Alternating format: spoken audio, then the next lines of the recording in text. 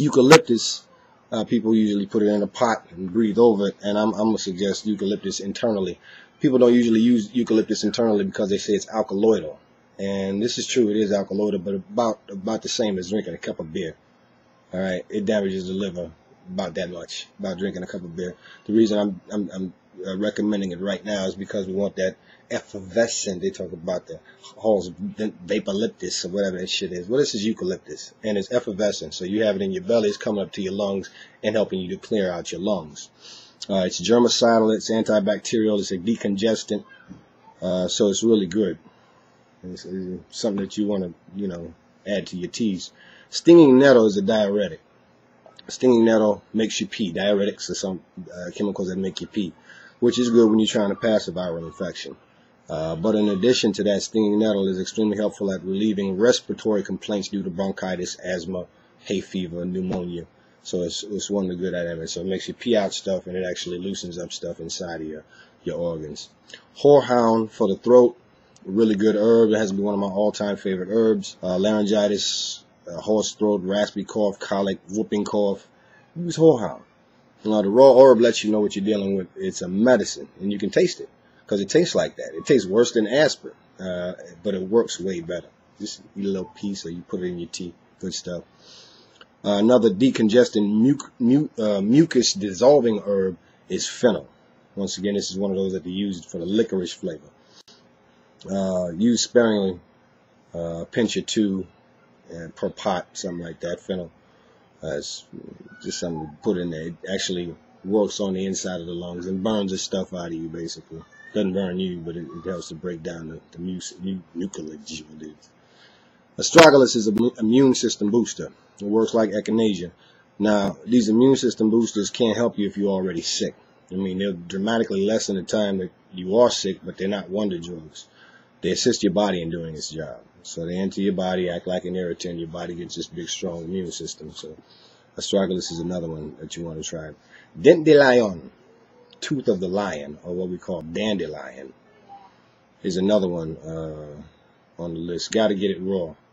And you ain't got to get it raw, but I mean, that's the best way to get it. It's all over everywhere. So if you can find your spot where you know they're not spraying pesticides and herbicides, nothing wrong with getting them right out of the ground. As long as you know that the area is not chemically treated. Okay. It's a powerful, potent diuretic. Makes you pee. It's an immunobooster also. Boosts your immune system. Use it to clean internal organs, the lungs, the heart, the fat around in the areas under your arms and things like that. Not something you want to use every day though. Diuretics can cause you to pee out good and bad minerals. Okay, so you want to use these sparingly. You don't want to pee out all your nutrients. Even better than that as a diuretic is chickweed. All right, this herb kept us healthy in the slave quarters. We depended on it as an all-around tonic. It is a diuretic, which means it makes you pee. But the thing about it is that it's a nutritionally potent. So it making you pee is not going it's not going to adversely affect you because it's putting in so many nutrients into your body as it's taking out bad stuff. So chickweed is the one, and it's a great herb. Like I said, it's been keeping us alive since slavery days. Let's be realistic. We know this is good. Another one for sore throat is okra. People don't. If you eat your okra, you should be eating okra. I like okra. I grew me some this year. It's delicious. Chop up some okra, put it in your chicken soup. All right. Wesley Connor's recommendation, however, is to take the chicken out. All right.